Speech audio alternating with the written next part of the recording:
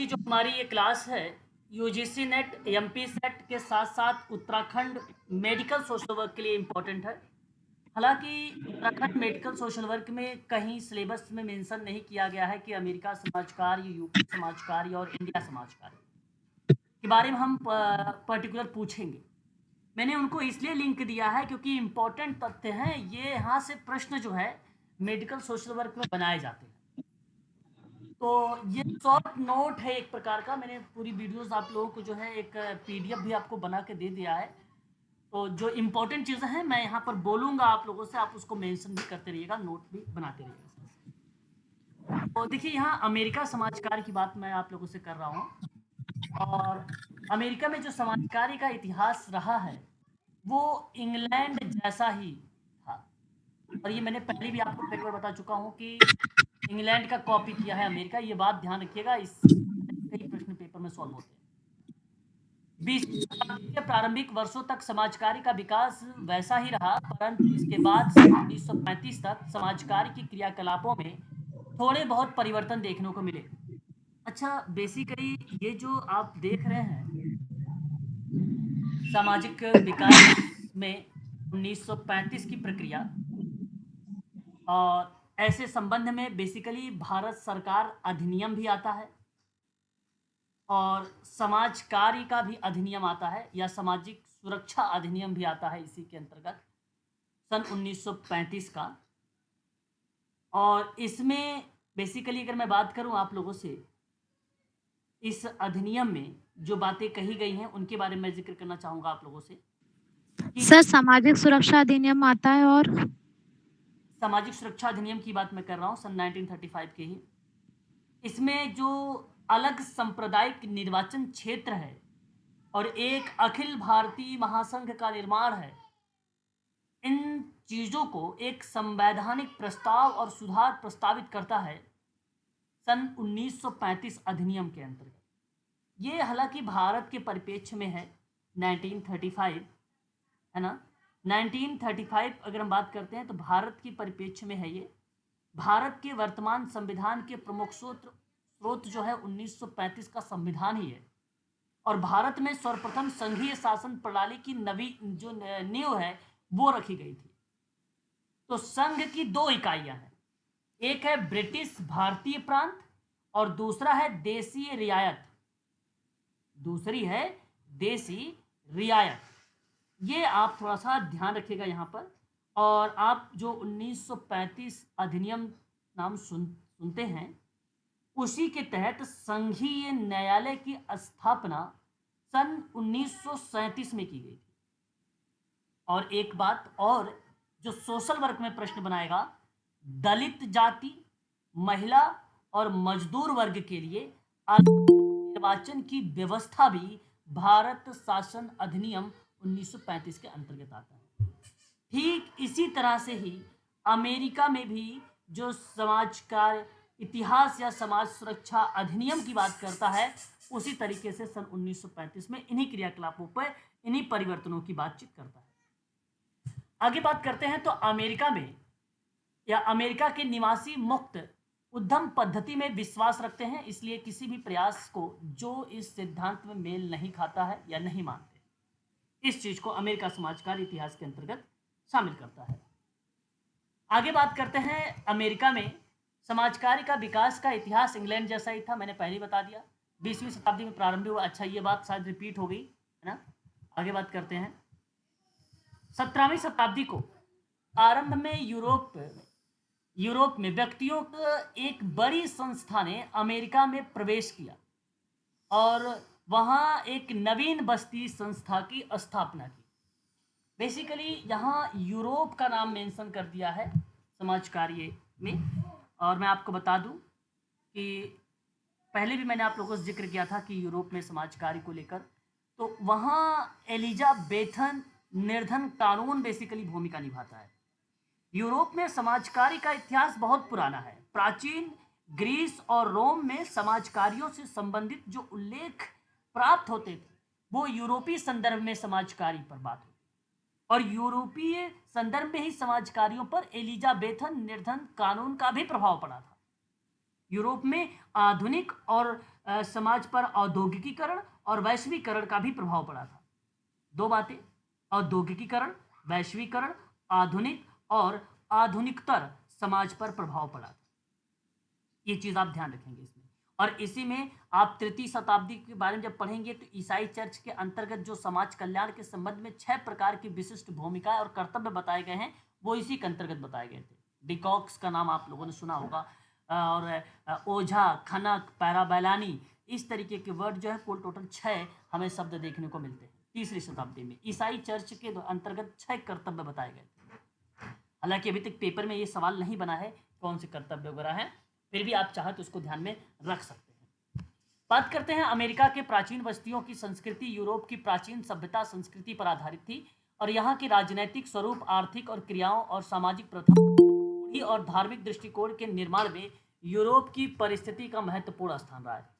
अच्छा, बेसिकली जो समाज कार्य कल्याण की प्रक्रिया हो या समाज कार्य की अगर हम बात करें विकास को लेकर, प्रोसेस को लेकर, तो सबसे ज़्यादा हमें अगर देखने को मिलता है तो ईसाई कैथोलिक चर्च है ना, ये एक अहम भूमिका थी। स्वैच्छिक सामाजिक सेवा प्रणाली सदस्यों की जरूरतों को पूर्ति करने हेतु विद्यमान थी, इसलिए ये चीज़ें थोड़ा सा मेंशन किया गया ईसाई चर्च है ना। ईसाई चर्च के माध्यम से या कैथोलिक चर्च के माध्यम से लोगों को समाज की मुख्य धारा से जोड़ने का प्रयास किया गया।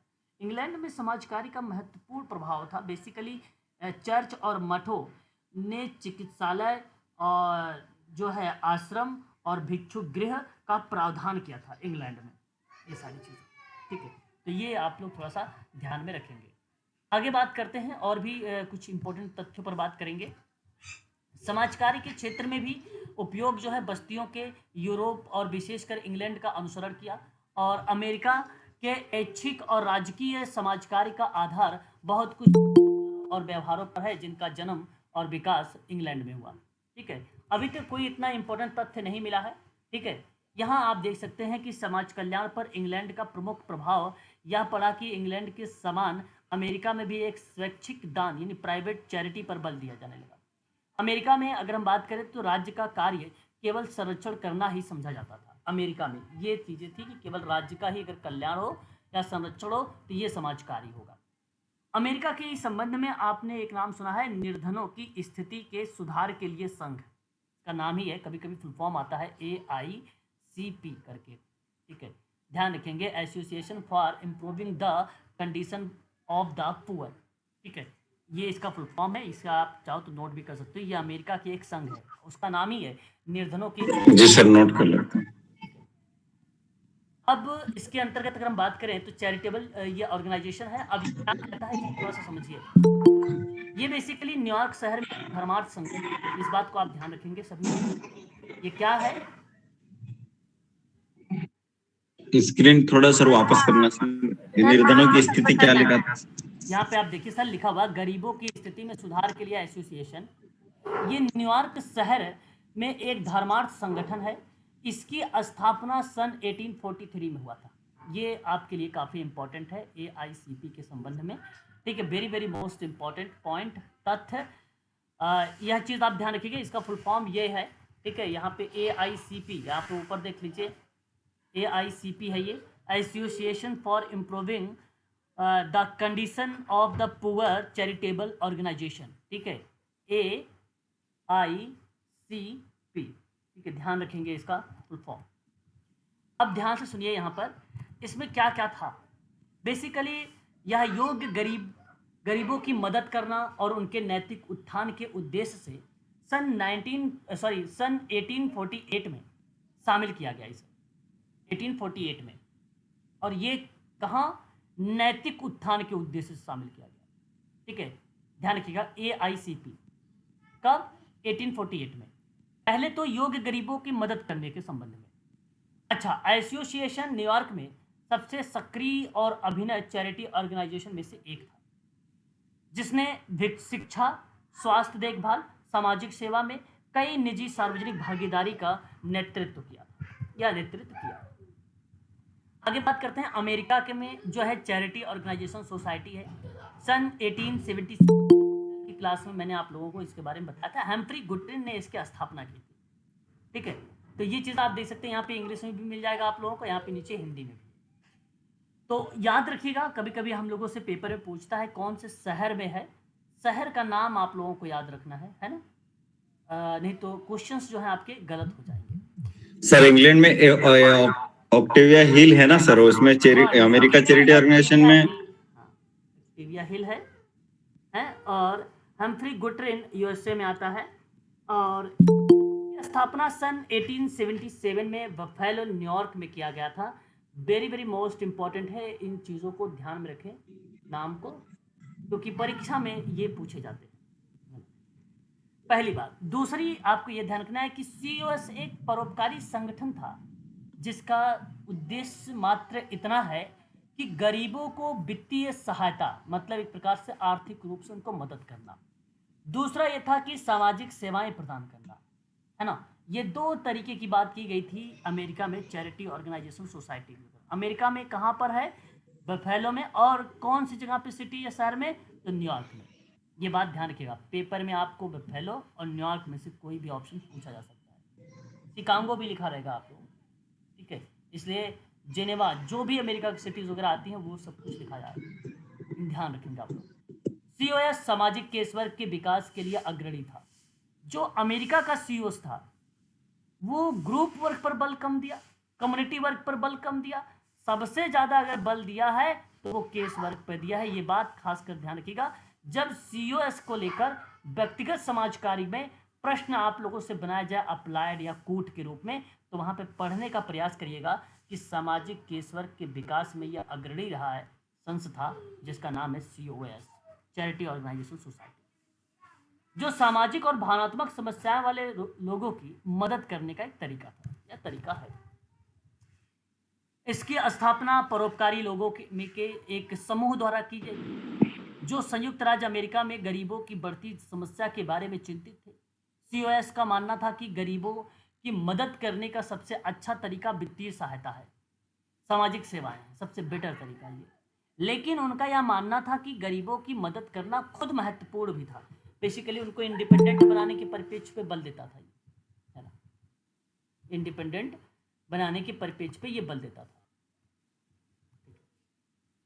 बाकी ये वही चीज़ें हैं जो मैंने आपको कल पढ़ाया है, वहाँ से आप लोग देख लीजिएगा। एक मोमेंट है, बेसिकली मोमेंट मैंने आपको कल 1884 की भी प्रक्रिया संचालित किया था।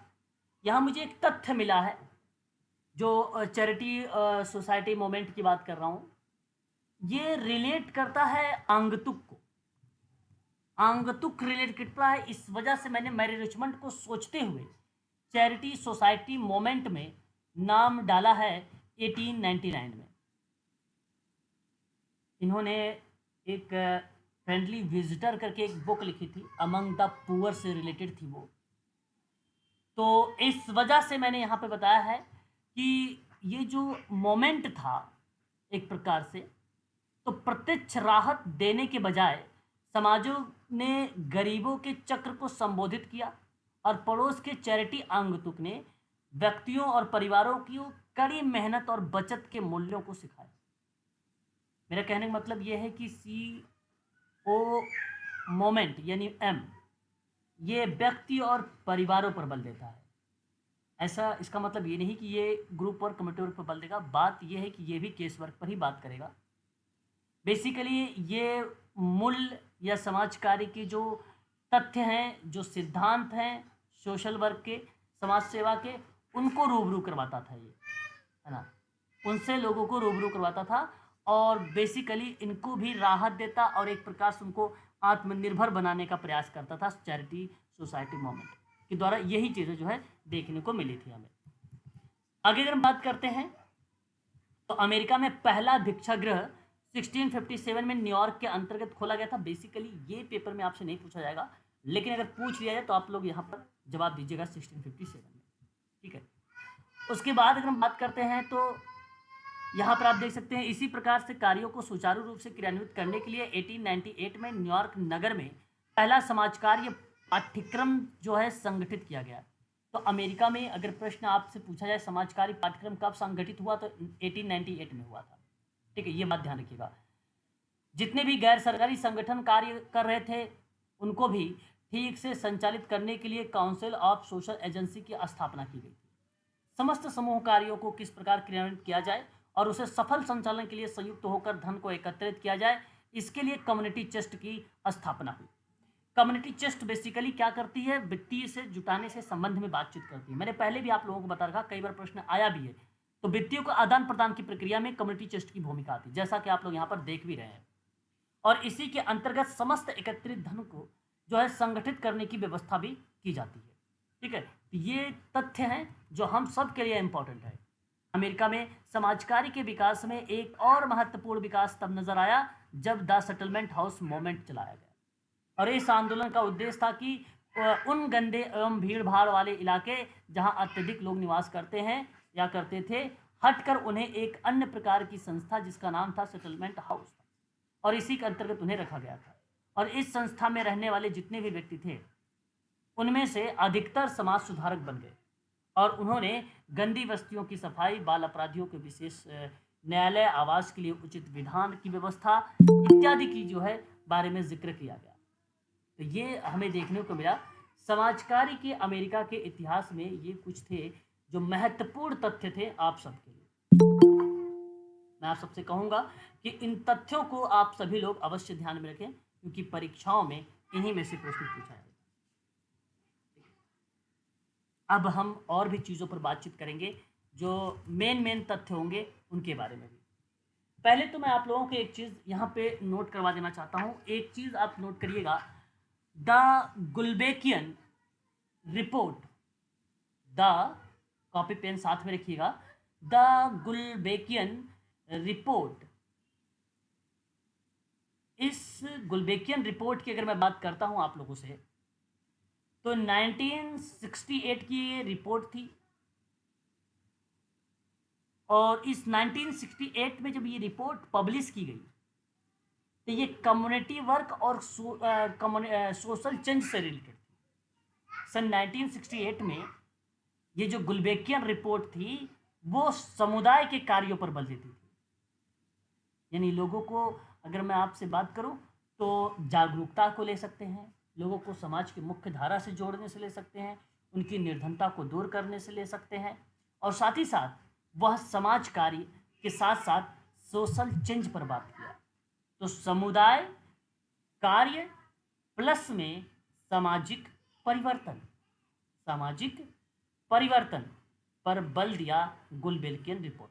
तो गुल्बेकियन रिपोर्ट इसी पर आधारित थी। ये चीज़ें आपको ध्यान रखना है। हालांकि गुल्बेकियन एक फाउंडेशन है।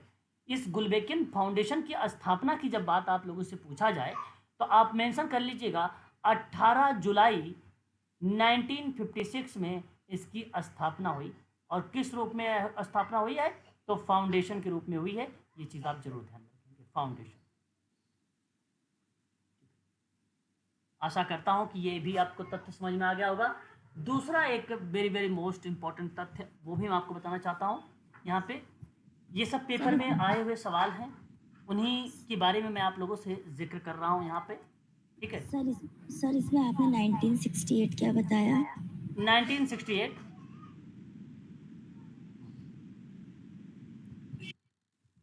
दिखाई दे रहा है? क्लियर हो गया? एक बार बताइए कंफर्म अगर हो गया तो। सर मुझे ये समझ नहीं आया, स्थापना तो आपने 18 जुलाई 1956 बताई ना? हाँ, तो ये 1968 क्या है? वो रिपोर्ट है। अच्छा, रिपोर्ट प्रकाशित हुई जो कम्युनिटी वर्क और सोशल चेंज पर। ठीक है सर। समझ में आ गया सभी को? बता दीजिए एक बार, समझ नहीं आया तो पूछ लीजिए। आ गया सर। बताइए। Yes sir. ओके, चलिए ठीक है विजेंद्र रेगी जी। ठीक है, अखिलेश यादव समझ में आ रहा है? चलिए दूसरी बात करते हैं, एक वेरी मोस्ट इम्पॉर्टेंट, थोड़ा सा हटके है परंतु इम्पॉर्टेंट है। आधिकारिक तौर पर अगर मैं आपसे बात करूं तो नवंबर, आपने नाम सुना है 1942 के बारे में। ये प्रकाशित एक सरकारी रिपोर्ट की बात मैं कर रहा हूं। ये रिपोर्ट वो है जो बेवरिज रिपोर्ट के नाम से आप लोग जानते हैं। बेवरिज रिपोर्ट के नाम से आप जानते हैं, बात सही है ना?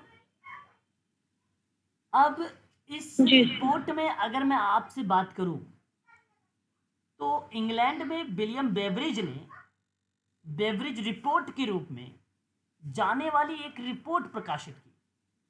उस रिपोर्ट का जो नाम रखा था उन्होंने, ध्यान रखिएगा ये रिपोर्ट का नाम लिख रहा हूं मैं, सोशल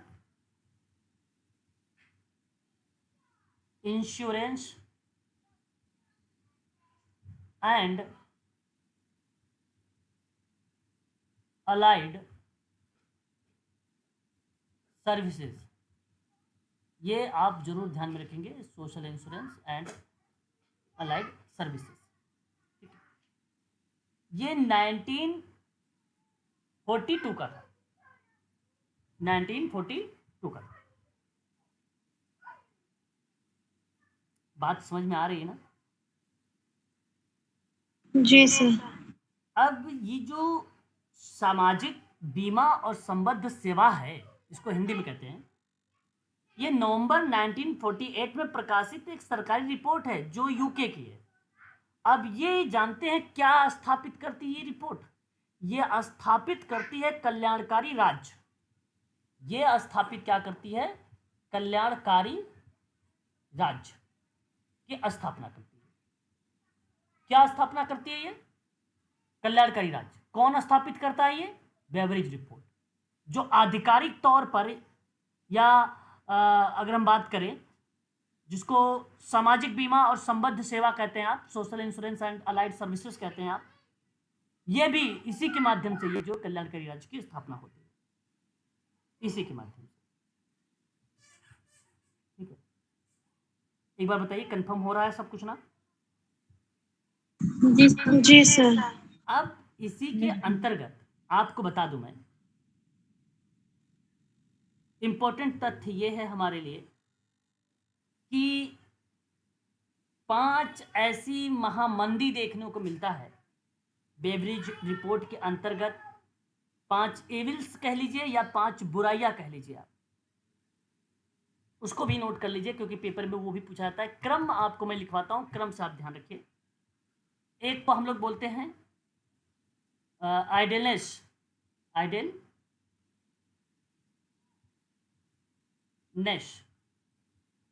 और एक को बोलते हैं हम लोग इग्नोरेंस, और एक को क्या कहते हैं हम लोग? डिजीज। मैंने पहले भी आपको कई बार बता चुका हूं इसके बारे में। एक को बोलते हैं स्क्वायलर एंड एक को कहते हैं वांट। पता ये क्या है? आप जानते हैं?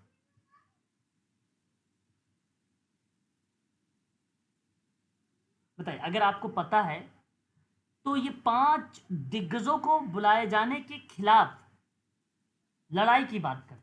जैसे अगर मैं बात करूं तो एक आलस से आता है। सर हिंदी में इसको क्या बोलते हैं सर? इसको ये बता रहा आइडलेंस बता रहा हूं, आलस है ना, आलस बोलते हैं। और एक होता है बीमारी, और जो सिकुलर्स होता है वो बेसिकली शुद्ध हिंदी में इसको बोलते हैं विद्रूप। विद्रूप जानते हैं क्या होता है? और वांट माने चाहना या चाहते, जानते हैं क्या होता है? नहीं सर। ओके, देखिए, जैसे गंदगी, विद्रूप का मतलब गंदगी, मैला कुचैला, घोर गंदगी को रिप्रेजेंट करता है। क्लियर? आप लोगों को ऑप्शन में गंदगी शब्द मिला होगा यूजीसी नेट में, है ना? जी सर। लेकिन आप यहाँ पर ऑब्लिक करके विद्रूप भी जरूर लिखेंगे क्योंकि पेपर में ये शब्द भी आप लोगों से पूछा जा सकता है ना? ये बात आप लोग ध्यान रखिएगा इस संबंध में। सर जो सर वांट का मतलब लास्ट में चाहना है। जो वांट है चाहना है, जिसको हम आवश्यकता के रूप में आपने देखा होगा, है ना? आवश्यकता के रूप में, जरूरत के रूप में आप देख सकते हैं, आप इच्छा के रूप में देख सकते हैं, आप चाहत के रूप में देख सकते हैं। बेसिकली आपने यूजीसी में देखा होगा तो आवश्यकता देखा होगा, है ना? तो ये भी चीज़ें आप जरूर ध्यान रखें कि ऐसे भी ऑप्शन में जो है हमें देखने को मिल जाते हैं सब। सर मैं ये पूछ रही थी कि जैसे कुछ दिन पहले आपने ग्रुप में भेजा था तो उसका सीक्वेंस गंदगी, अज्ञानता अभाव, आलस्य और बीमारी भेजा था, तो ये अलग है उससे क्या? ये एक ही नहीं, है। ये यही है, ऐसी बात नहीं है। डिजीज इग्नोर, ये कहीं कहीं जो है इसका वो प्रियम्बल्स में भी देखा नहीं गया कि इसका जो है सीक्वेंस यही है। फिर भी आप जो है इसको इस तरीके से लिख लीजिए। बाकी मैं अगर देखूंगा, अगर कहीं मिलेगा प्रियम्बल्स में, ठीक है, तो मैं वहाँ पे आपको भेज दूंगा, ठीक है, ग्रुप में आपको डाल दूंगा कि ये जो है सीक्वेंस है, ठीक है। जी सर। फिर भी आप इसको ध्यान में रखिएगा, ये चीज़ें, ठीक है। स्पष्ट हो गया? ये देखिए, आज मैंने जो 5 आपको यहाँ पर बताए हैं, ठीक है। जी सर। उसके बाद आपको बता दो, आपने इसी बार एक और रिपोर्ट देखा था, यंगस बैंड करके रिपोर्ट, 1968 की रिपोर्ट है। ये व्यक्तिगत समाज कार्य में यूज होती है। और एक रिपोर्ट आपने देखा था सिबोन करके, सिबोन रिपोर्ट देखा था, और ये रिपोर्ट 1959 का है, समुदाय को अपनाने के संबंध में, समुदाय को अपनाने के संबंध में। एक आपने रिपोर्ट देखा था लेन कमेटी। देखिए, लेन कमेटी जब हम बात करते हैं समुदाय के परिप्रेक्ष्य में सार्वभौमिकता के रूप में, तो ये बेसिकली 1939 का आता है। और बेसिकली जब हेल्थ की बात करते हैं लेन कमेटी में, तो 1977 आता है। लेकिन अब आपको मैं बता दूं कि यह प्रश्न किस परिप्रेक्ष्य में पूछा गया था इस बार यूजीसी वाले में, कि वो स्पष्ट ही नहीं कर रहा है कि ये हेल्थ पर है। हेल्थ पर जो बात हुई थी, ये रिपोर्ट आई तो 1977 में आया। और ये समुदाय में सार्वभौमिकता की तरफ पे अगर बात किया जाए, एक प्रकार से लोगों पर, जैसे पर्टिकुलर हेल्थ को छोड़ के जो भी और सामान्य बातें होती हैं, निर्धनता दूर करना, समुदाय से लोगों को जागरूक करना, इत्यादि चीज़ों पर बातचीत, लेन कमेटी रिपोर्ट 1939 किया। ये परोपकारी जैसी चीज़ों पर बल देता था। जी क्या सर, लेन कम्युनिटी रिपोर्ट परोपकारी पर बल देता था। हाँ, परोपकारी पर पेज था, बिल्कुल सही जवाब है ना। और सर ये सिबोन रिपोर्ट कब आई थी सर? 59 क्या लिखा सर? 1959। ये किस पे बल देता था? समुदाय पे? समुदाय पर आधारित थी, कम्युनिटी बेस्ड थी। और सर एक और कौन सी बताई थी 1977 वाली सर? वो आपकी लेन कमेटी यही थी, लेकिन वो स्वास्थ्य से संबंधित थी, हेल्थ से रिलेटेड थी, हेल्थ से related। स्वास्थ्य से संबंधित है। हाँ, वो स्वास्थ्य से संबंधित थी लेन कमेटी। अच्छा, ये चीजें स्पष्ट हो गई हैं, बताइए एक बार। रिकॉर्डेड क्लासेस में आप चाहो तो बाद में भी देख सकते हैं, इसमें कोई दो राय नहीं। एक बात और यहाँ पर नोट करिए, देखिए मैं केवल आपको वही चीजें बता रहा हूँ जो इंपॉर्टेंट है, सोशल वर्क में पूछे जाते हैं। आपने नाम सुना है 1601 के बारे में? किससे संबंधित था? क्या चीज? लेन रिपोर्ट किससे संबंधित था, एक बार बता दीजिए। लेन कमेटी रिपोर्ट नहीं, लेन कमेटी है, ये कम्युनिटी से रिलेटेड है। और 80 जो है 1977 वाला आप हेल्थ बताएंगे। आपने नाम सुना है ना एलिजाबेथन के बारे में? जी सर। एलिजाबेथन निर्धन कानून है एक, ये 1601 का है, जिसको 43 के ए के नाम से भी हम लोग जानते हैं, है कि नहीं? इसमें आपको बताऊं तो 3 प्रकार के निर्धनों की सहायता हुई थी। एक जो निर्धन था वो था स्वस्थ शरीर वाला निर्धन था। अनामिका यादव बताइए क्या होना चाहिए? स्वस्थ शरीर निर्धन था। तो दूसरा बताइए क्या था? अस्वस्थ और निराश्रित। शक्तिहीन निर्धन। और तीसरा जो था वो आश्रित था। अस्वस्थ को ही शक्तिहीन हम लोग कह सकते हैं, है ना? अस्वस्थ को शक्तिहीन भी बोल सकते हैं, है ना? बात वही है, इस चीज को ध्यान रखिए। ये बात आपको ध्यान रखना है। अच्छा, एक आपको बता दूं, वर्क हाउस एक्ट बना था, वर्क हाउस एक्ट, नोट करिएगा, 1982। म्यूट हो जाइए, म्यूट हो जाइए, म्यूट हो जाइए। वर्क हाउस म्यूट हो जाइए। हाँ, 1982 का था, ठीक है, 1982 का था, ये एक्ट था, ठीक है, क्लियर हुआ? ये वर्क हाउस अलग है क्या इससे, एलिजाबेथन से? हाँ, ये अलग है, ये अलग है, ये अलग है, ये अलग है। रिलेटेड है। ये बेसिकली ये जो वर्क हाउस एक्ट के बन जाने के बाद ना, ब्रिस्टल, नोट कर लीजिए, ब्रिस्टल नाम पूछ सकता है, वर्क हाउस एक्ट किससे रिलेटेड है, आजकल शहर का नाम दे रहा है, तो ब्रिस्टल, ब्रिस्टल तथा अन्य शहरों में कार्यगृहों की स्थापना की, जिसमें वहां निर्धन प्रौढ़ और बच्चे को कताई बुनाई का प्रशिक्षण दिया जाता था, है ना, प्रशिक्षण दिया जाता था, ट्रेनिंग दिया जाता था उनको। ठीक है, ये बात आप यहाँ पर ध्यान रख सकते हैं। ठीक है, ये बात स्पष्ट हो गई है, तो एक बार बताइए, फिर मैं आगे बढ़ता हूँ। केवल महत्वपूर्ण तथ्य को मैं आज बता रहा हूँ, इतिहास इंपॉर्टेंट है सोशल वर्क का, इसलिए मैं आपको यहाँ पे रिवीजन वाली क्लास चला दिया back to back. Sir Bristol में और क्या क्या अमेरिका का है ना सर एक्ट?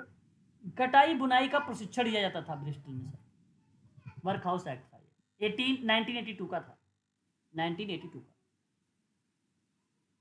ठीक है, अब देखिए यहाँ पर क्या लिखा हुआ है, एक एक करके आप लोगों को ध्यान रखना। मैंने पहले भी आप लोगों को इसके बारे में पढ़ा रखा है, मैंने वर्ष इसलिए लिखा है ताकि आपको वो डेट, इंपॉर्टेंट जो डेट है वो चीजें आपको याद रहे।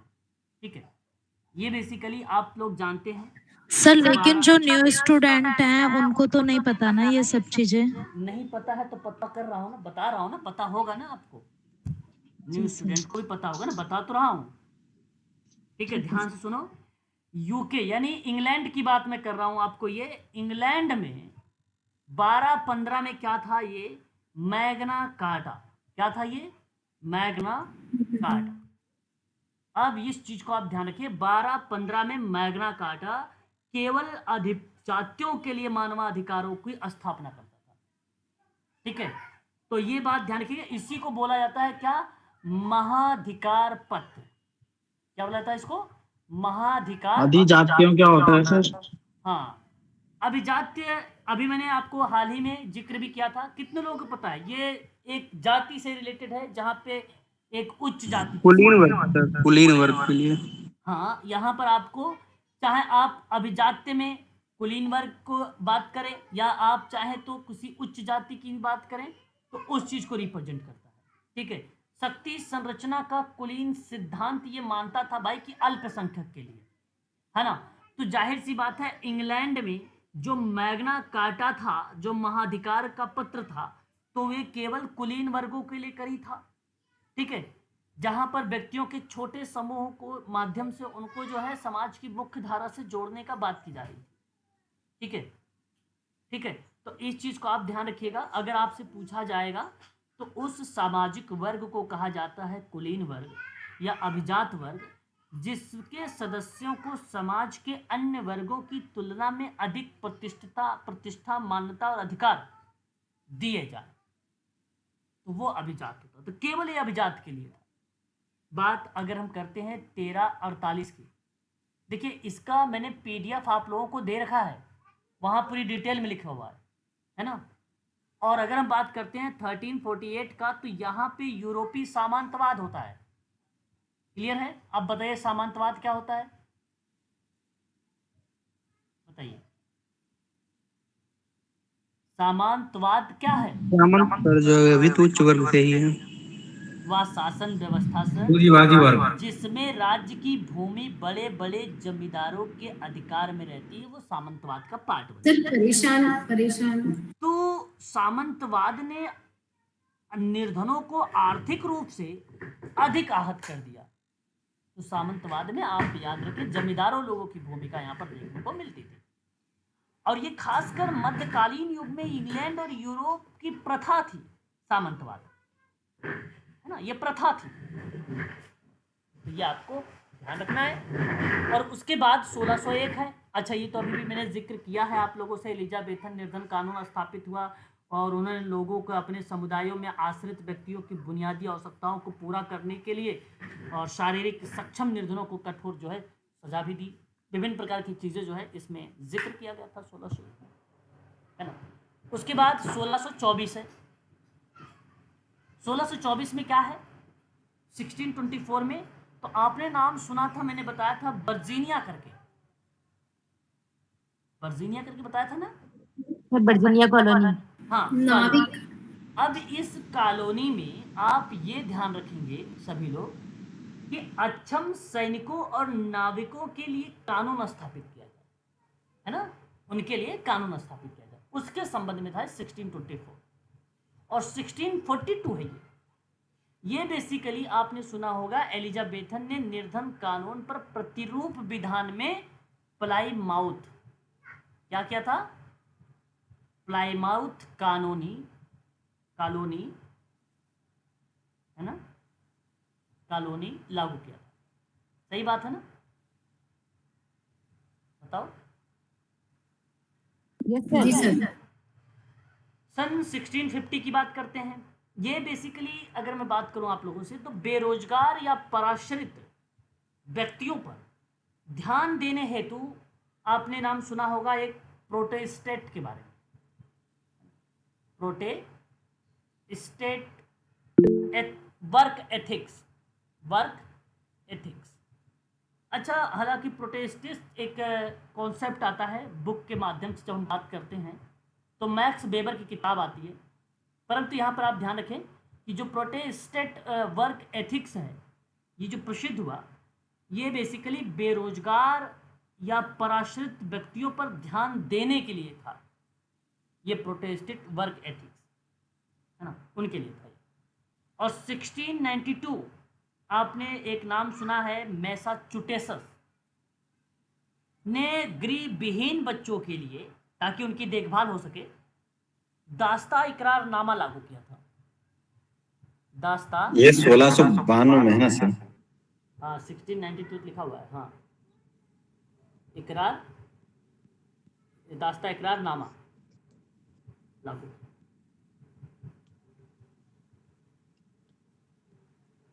तथ्य इंपॉर्टेंट है ये मेडिकल सोशल वर्क के लिए भी। ये किस चीज के लिए था सर? ये सोशल वर्क की क्लास है सर,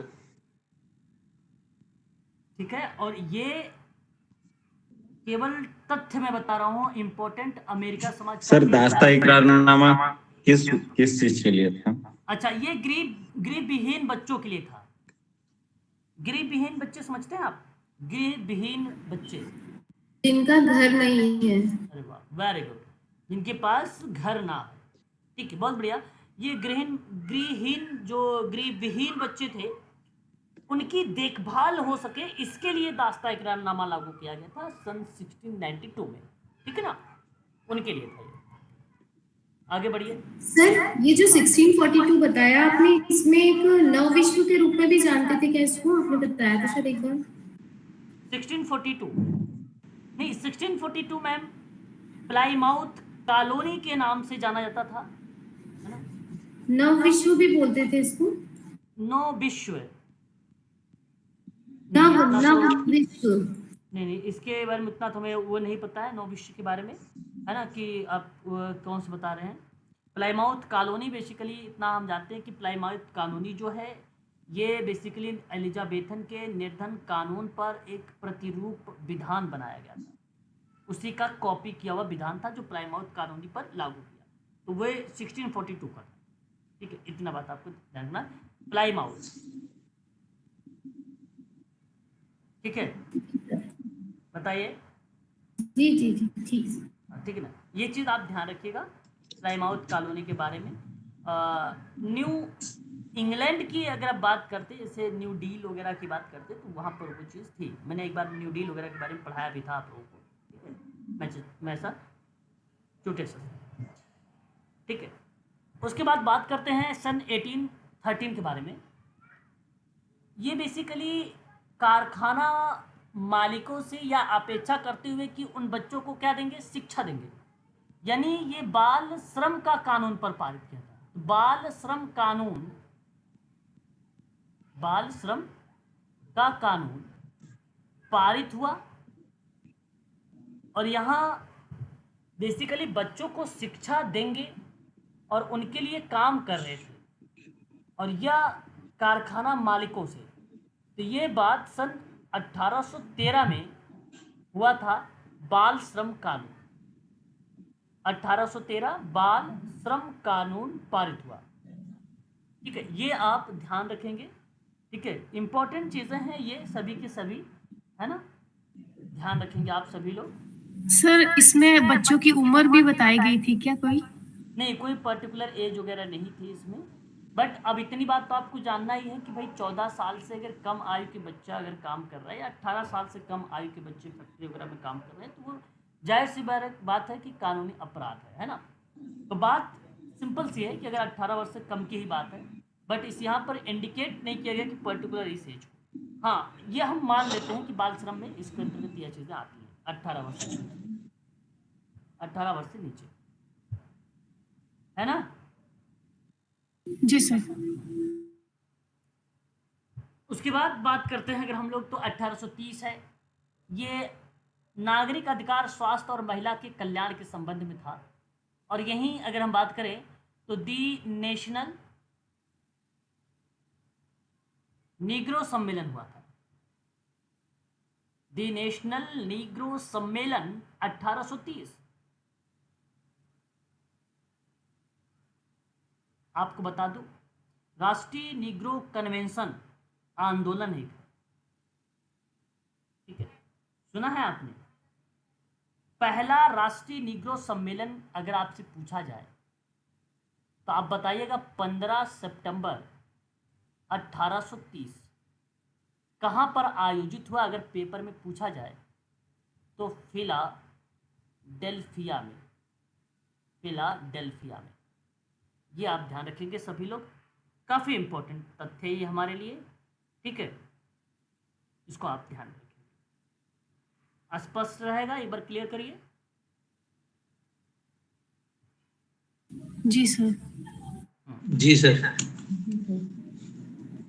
उसके बाद अगर हम बात करते हैं 1843 यानी 1843,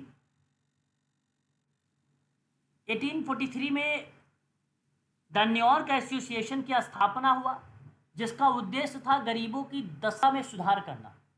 तो गरीबों अगर हम बात करें गरीबों की दशा में सुधार करना। 1848 की बात करते हैं। 1848 में स्त्री अधिकार की स्थापना की गई, स्त्री अधिकार की स्थापना हुई,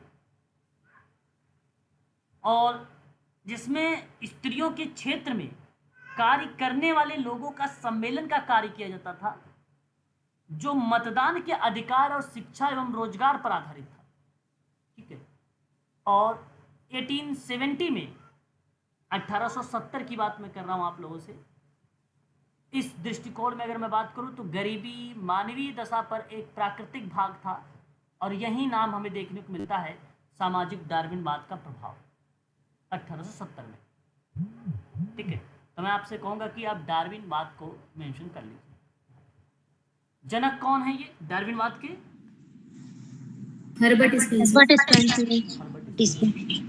1874 की अगर बात करते हैं, जरूरतमंद को सीधे, यानी अगर मैं आपसे बात करूं तो पहली बार परामर्श देने और आवश्यकताग्रस्त व्यक्तियों की सहायता हेतु आर्थिक अनुदान देने वाली प्रथम दान संगठन सोसाइटी की स्थापना हुई थी। और ये बात ध्यान रखिएगा आप सभी लोग, प्रथम दान संगठन समिति। और एक बात और ध्यान रखिएगा, ये पहली बार परामर्श देना, परामर्श का मतलब समझते हो, काउंसलिंग, मंत्रणा, परामर्श देना और आवश्यकताग्रस्त व्यक्तियों की सहायता करना। सहायता शब्द किसने दिया था?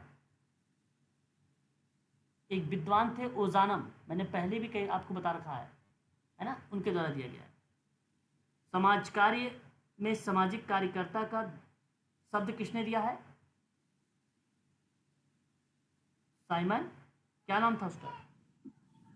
कौन सा शब्द सर? सामाजिक कार्यकर्ता का शब्द किसने दिया है? सामाजिक कार्यकर्ता Simon petit sir. Simon petit sir. एक बहुत बढ़िया। तो परामर्श देना और आवश्यकताग्रस्त की सहायता करना और आर्थिक अनुदान देना, ये बात थी इसमें प्रथम दान संगठन समिति में 1874 में। 1895 में अगर हम बात करते हैं तो शिकागो स्कूल ऑफ इकोनॉमिक्स की स्थापना हुई थी, ध्यान रखिएगा, यहाँ पे देखो शिकागो लिख रहा हूँ मैं। सर इसमें एक फैक्टर और बताया था, परामर्श देना, आवश्यकता ग्रह की सहायता करना, और कौन सा था? आर्थिक सर सहायता आर्थिक शब्द किसने दिया था? आर्थिक अनुदान, ओजानम। सहायता शब्द ओजानम, विद्वान। एक शब्द ध्यान से सुनो, शिकागो का नाम सुन रहे हैं यहाँ पे, शिकागो रिलेट करिएगा, पेपर में आता है आजकल, पूछा जा रहा है। शिकागो स्कूल ऑफ इकोनॉमिक्स, ठीक है, 1895 है ना, 1895। हाँ हेलो, हाँ अभी, हाँ फोन कर रहा हूँ उसे, वेट में। तो ये आप ध्यान रखिएगा, ठीक है, शिकागो स्कूल ऑफ इकोनॉमिक्स। एक शब्द देख रहे हैं आप, 1990 सन 1990,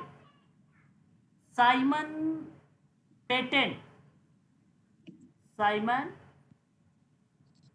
पैटन, इन्होंने सामाजिक कार्यकर्ता शब्द का आविष्कार किया, जो मैरी रिचमंड से मतभेद रखते हैं। अगर कोई मैरी रिचमंड से मतभेद रखता है तो वो एक ही विद्वान है, पैटन। ठीक है, क्लियर? बोलते रहिए।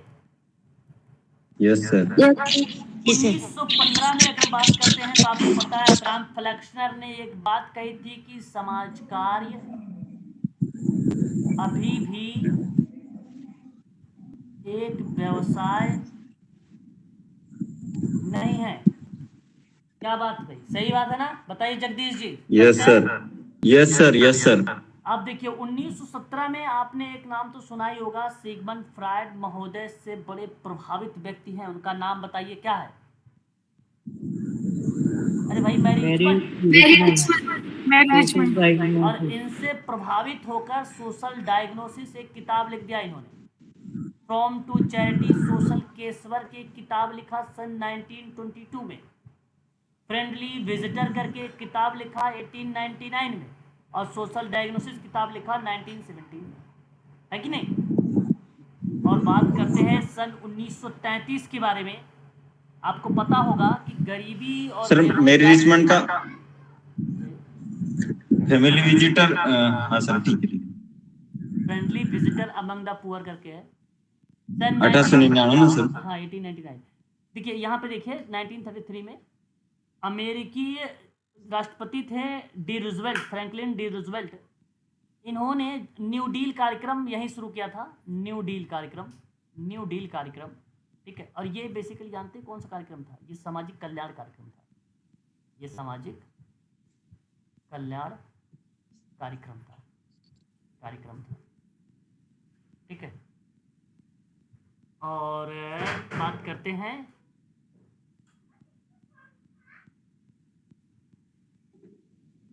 और एक है 1935 क्या लिख दिया मैंने यहाँ पे?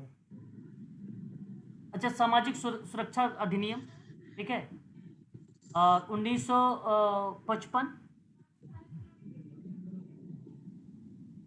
ठीक है, 1955 आधुनिक नागरिक अधिकार आंदोलन है ना।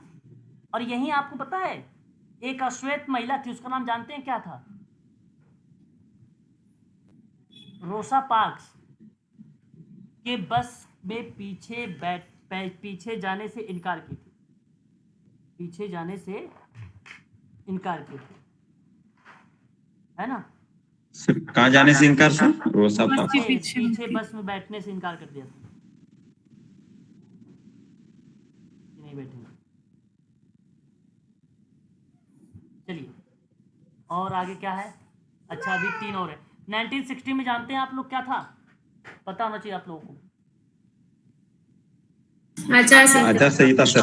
आचार्य संहिता यहाँ पे पहली बार लागू हुआ था। सर ये भारत में ना सर? आचार संहिता, हाँ आचार संहिता बेसिकली इंग्लैंड से अमेरिका से आया था, तो उसी समय आया था ना, सर 1860 में क्या था सर? हाँ भाई आचार संहिता मैं बता रहा हूँ, 1860 में ही आचार संहिता पहली बार अंगीकृत किया गया था, तो ये अमेरिका में किया गया, तो उसी समय भारत में भी तो आया था। सर ये 1960 है सर। तो मैं क्या बता रहा हूँ सर, 1960 ही तो बता रहा हूँ। सर 1860 में क्या था सर? 1860 1860 का बोल दिया मैंने। नहीं बोला सर, लेकिन उसमें भी मैं इनमें कंफ्यूज हो जाता हूँ 1960 और 1860। अब आचार संहिता 1860 कुछ है ही नहीं। 1860 तो एक्ट है, रजिस्ट्रेशन एक्ट है। 1860 सोसाइटी रजिस्ट्रेशन एक्ट है। ये तो मैं यहाँ 1960 करेक्ट है आपका। इसमें एक नाम आता है NSW। ये जो नेशनल एसोसिएशन सोशल वर्क है, इसकी स्थापना 1955 में हुई थी। हाँ, हाँ सर। स्थापना 1955 में हुई है। अब और ये जो है आचार संहिता के रूप में सन 1960 में भूमिका निभाई यस सर। है ना। ठीक है, अब क्लियर हुआ? बता दीजिए, भी डाउट है। Yes sir. चलो 1965 क्या है? ग्रेट सोसाइटी कार्यक्रम था। ये ग्रेट सोसाइटी कार्यक्रम था और ये वृद्धों की जरूरतों के लिए था, बच्चों को शिक्षा उपलब्ध कराने के लिए था। ये ग्रेट सोसाइटी है ना, 1965 का 64 का रह गया सर। वृद्धों को, हाँ वृद्धों को, हाँ वृद्धों और बच्चों को शिक्षा, हाँ वृद्धों के जरूरतों को पूरा करना और बच्चों की शिक्षा को बात करना। 1964 रह गया था, बता रहे सर। ये सिविल राइट्स एक्ट है सर। 1964 जो है ना सर, वो सिविल राइट्स एक्ट के अनुसार सार्वजनिक स्थलों पर जातीय भेद को गैर कानूनी बताया गया था और उस समय राष्ट्रपति थे लिंटन जोहान्सबर्ग, है ना, B Johnson, Lyndon B Johnson. ठीक है सर। सार्वजनिक भेदभाव को समाप्त करना।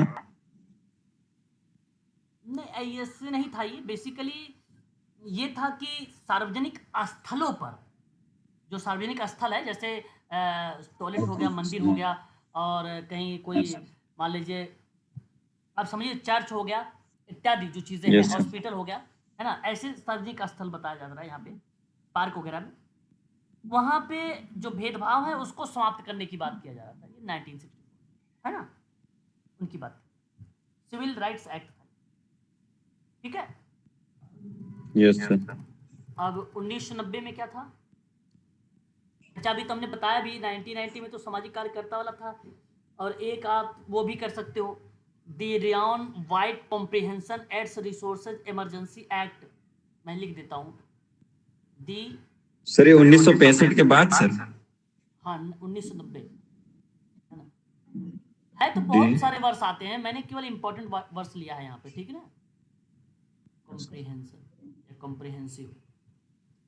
सर क्या लिखा पूरा? The Ryan White comprehensive AIDS resources, ठीक है, इमरजेंसी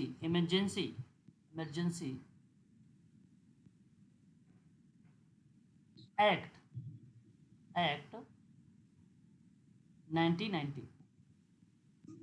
एड्स के उपचार और सामुदायिक नियोजन हेतु धन उपलब्ध कराना था। इसमें क्या करना था? धन उपलब्ध कराना था, पहली बात। ठीक है, ध्यान रखिए।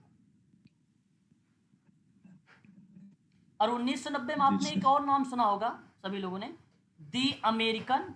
अभी याद आ जाएगा आपको, मैं लिख रहा हूँ, विद डिसेबिलिटी। हाँ very good, with disability act. Very good, बहुत बढ़िया, शाबाश। 1990 का ही था ये। ठीक है। और अभी भी एक चीज मैंने बता ही दिया है आपको, सामाजिक कार्यकर्ता शब्द किसने दे दिया? 1990 में था सामाजिक कार्यकर्ता, साइमन पेटिट। बहुत बढ़िया।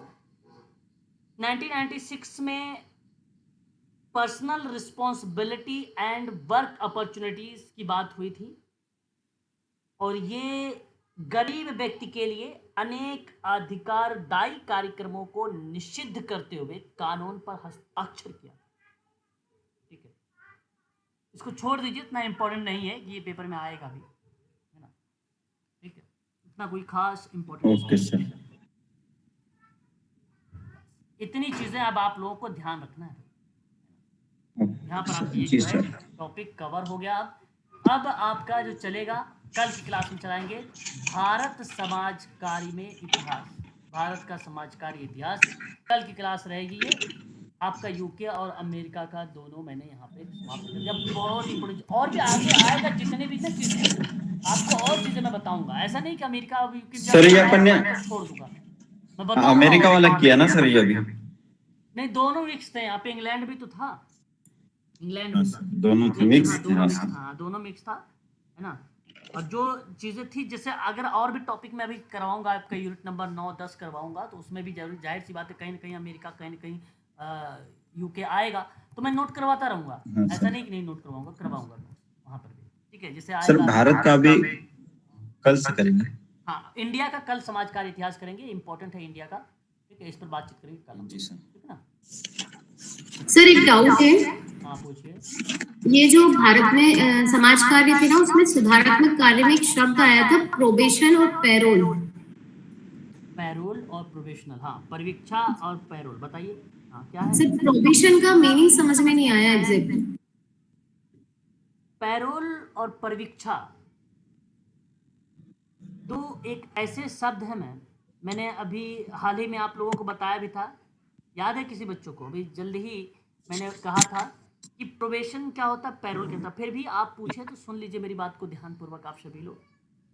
देखिए, अपराधियों को प्रोबेशन तब दिया जाता है जब उन्हें कैद किए जाने के बजाय कड़ी निगरानी के तहत उनके समुदाय में छोड़ दिया जाए, तो उन्हें प्रोबेशन दिया जाएगा। लेकिन पैरोल जो होगा वो कैदियों के लिए एक अस्थायी रिहाई होगी, और उसमें कुछ शर्त होती है जिसका पालन करना कैदी के लिए उस निश्चित अवधि में या उस निश्चित अवधि के दौरान होना पड़ेगा, या निश्चित अवधि के दौरान होता है, निश्चित अवधि के दौरान होता है।